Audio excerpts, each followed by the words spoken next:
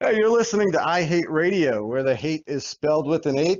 It's Rob Smittix, and I have a very important, very special guest on the line, very important to me. It's Dave Gutter. You may know him from the Rustic Overtones. You may know him from Paranoid Social Club. You may know him from Armies, and now he's got a new project, Beards. Dave, how's it going? It's going great. How are you? Can't complain.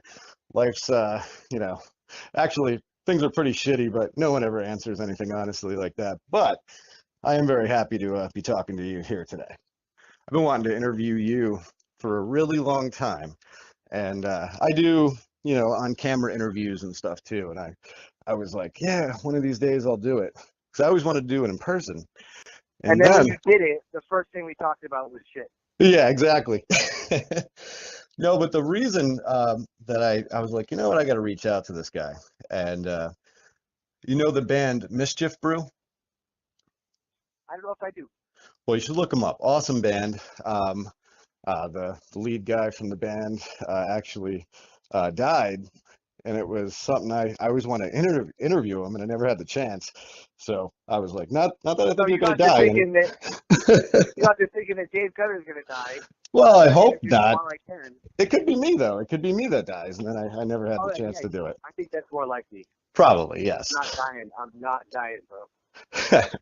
But no, man, I'm a really big fan, and I have been since I would say just about almost the beginning. So going back to it was 1995, you were playing a show at Valentine's in Albany, New York, with a band called Conehead Buddha. Now I'm Yeah. really good friends with the guys in Conehead Buddha, so I didn't even know who you were at the time, and I was sitting there watching you, and you blew me away, man. And I've been a fan ever since. Oh, thank you very much. I actually remember that show. That was we do really well in Albany now, Yeah. but that was a time when we were definitely the underdogs. Oh, We absolutely. went through Conehead Buddha. We were just like the opening band, and we didn't have any fans. And I remember that show. And those those scenarios where we're the underdog, we tend to play our best. So I'm glad we made an impression on you. No, you really did. And from what I remember, 'cause I think I was a senior in high school at the time. Conehead Buddha, like I said, they were friends of mine, and I went there to support them. But I was like one of the people like, I'm gonna check out the opening act. The show actually had a lot of people attend, but fans sometimes don't want to check out the opening act, and I tell you, they really missed out. And I just thought it was like the coolest thing ever. Bought the CD Long Division, which I think he just put out in '95, so it was pretty new at the time. Right. Now that Yeah, song, that's the album we count. I mean, we had albums before that. We even playing tapes in high school, but that was the first album we counted as like that's our first record. That's what we say now is our first record. So that was pretty much the vision that we are still doing now is what we started with that record. So I actually acquired a copy because I was in radio for a long time. I worked with a guy you might know because you worked with that radio station in Vermont once in a while, WEQX. Doug Daniels actually gave me a Shish Boom Bam, so I have a copy of that as well. well, I And love Doug, but I'm mad at him for spreading that propaganda. That's the most embarrassing album. There are even things that we did in high school where we went to the studio without any songs written and just made up stuff that I like better than that record. well, I mean, you got to start somewhere. It's still a really good album. I mean, but I mean, from the time that you put that out to Long Division, I mean, you can definitely see the difference. But I Yeah, yeah. wouldn't be embarrassed by it. Oh, thank you. Still trying to get a copy of that really rare album from your cover band, but I haven't tracked that one down yet. How old are you? 39. 39. So, like, it, listening to those albums is kind of like if you saw a picture of yourself in, like, 1989. Right. You know what I mean? You'd be like, you'd have a hard time thinking that you looked cool in the picture. You'd Exactly. have, like, I don't know what you'd have on, like, some Hawaiian jam shorts. Skids. Yeah, like, well, it's hard for those albums to, like, stand the test of time Sure. because of that. But I think the cool thing with Rustic that I do stand behind with all the records is that I don't think anything sounds particularly dated. I feel like the sounds that we chose, the way we produced our record, which we put a lot of thought into, were a little bit more timeless than some of the stuff that came out in like the alternative music era. Yeah. Yeah. Because I don't know, I still like all the production choices we made, drum sounds, guitar sounds, and so I like that part of it, but that stuff is hard to listen to now. My voice sounds so much different. Sounds good though, man.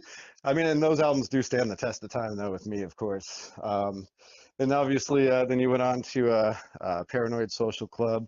I mean, still active with Paranoid too, or? Yeah, that's the thing is like,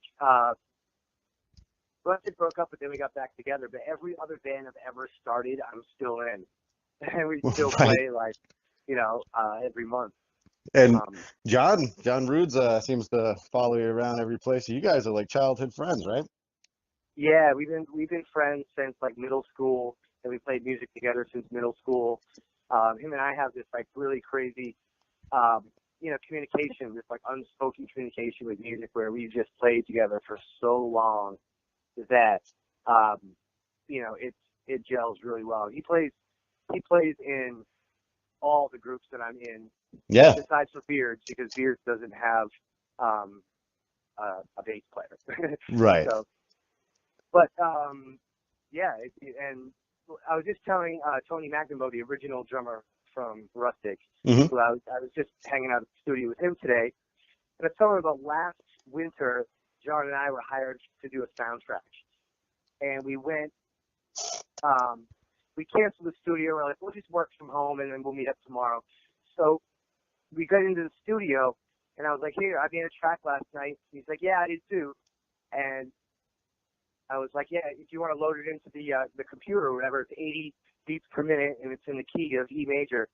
And he was like, so is this track I made last night. Oh, wow. Like, Yep. And then we opened the sessions, and then we played the two tracks starting at the same point, at the beginning point, and they overlap over each other perfectly. Telekinesis. That's amazing. Yeah, it was like really freaky, but me and John have always had these like weird like phenomenon experiences with music. I think that's why we just keep playing together and we love music so much, is because there's always been an element of anticipation, playing and really knowing the people you're playing with and communicating with them. It is like a language. Yeah. When you play music with people. I mean, and I keep going back to, it's kind of like talking to you, and because and I said this to one other guy before, one of my other favorites, but honestly, I mean, you've been my favorite for so long.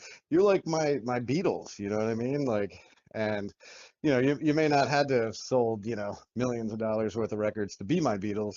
I'd much rather be talking to you than, Billy Joel or something, you know what I mean? Fuck Billy Joel. Exactly.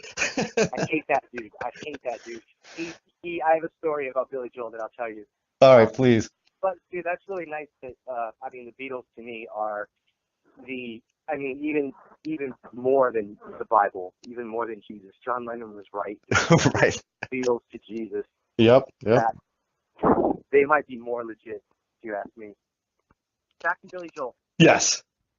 The good story about Billy Joel, which ties in with our conversation exactly, because I think I've grown up to think that it's very important to be down to earth when you play music, and that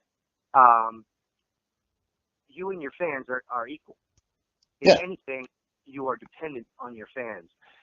This whole thing that has transpired over the years, where the rock stars in like the tight snakeskin pants and their hair spiked up, and they're cooler than you, and they have better sunglasses than you.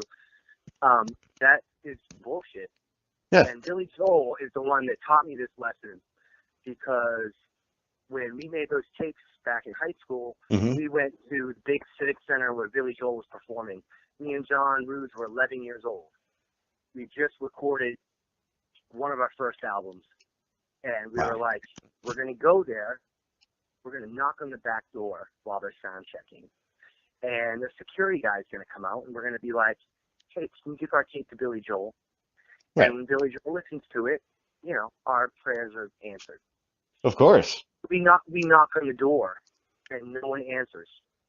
We keep knocking, and then finally, the door, like, kicks open.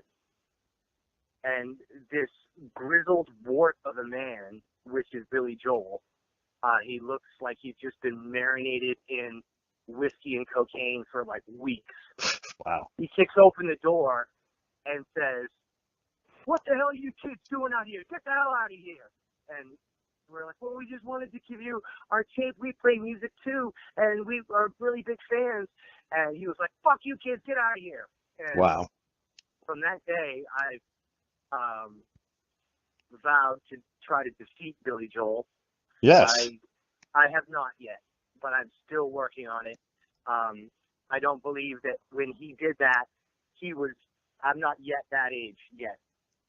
He was quite old, or if he wasn't old, he looked older than he was. Right. Wow, man. So, Yeah, and you're a heartbroken and little also, kid, you know? Yeah, and also just, like, be cool to your fans. Right. You know what I mean? Like, this, you know, It's not like you were like a couple of girls it. trying to get back there to, get with them. You were, kids that were musicians. You should have been like, that's the most awesome thing ever. Well, no, actually, wrong. To his credit, we were trying to have sex with him. Right. Yeah, I mean. But that's beside the point. I mean, he didn't even get to hear that part. Right. Might have changed his tune. I'm glad you shared that with me, though. That was pretty awesome. Now you got this new project.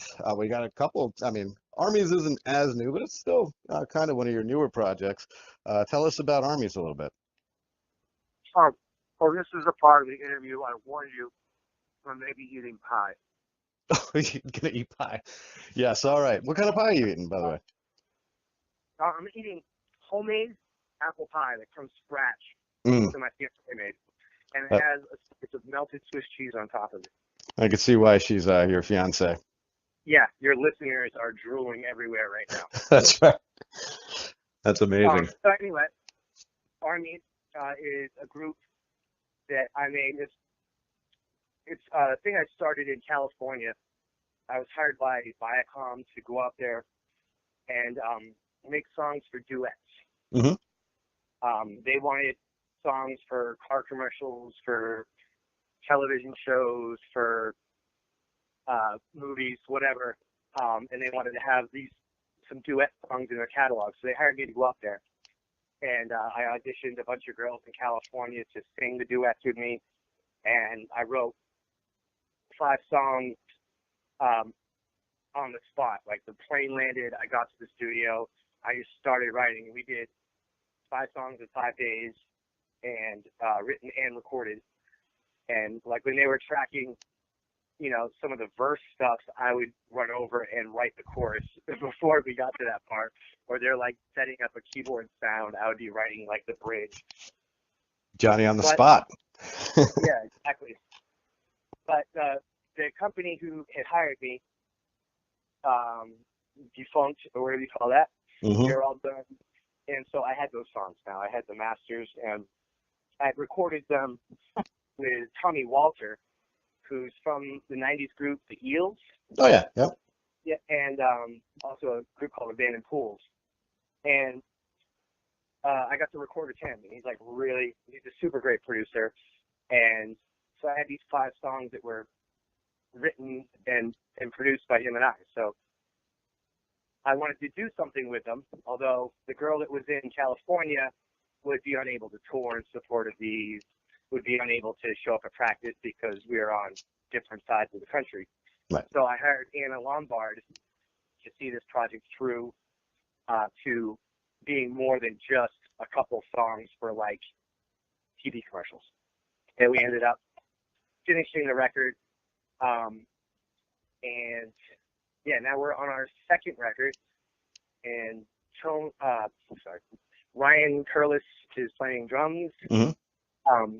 I almost said Tony Maxwell because he's the drummer from Rustic, but he Right. was playing for a second, but we fired him because we just like to do that to each other. We hire and fire each other all the time. Yeah, it's your thing. No, so Ryan Curlis from OHX and Chris Ross in the North is playing drums. Johnny's on bass. DJ Ellsworth is our DJ, and it's Anna and I. And we're working on our second record, which I'm going to give you the first single off, called Young Criminals. Oh my God, yeah. I'm really digging your sound, man. And Young Criminals is one that I've actually only heard you play it live, to be honest. So yeah, I'm looking forward to that. And Awesome.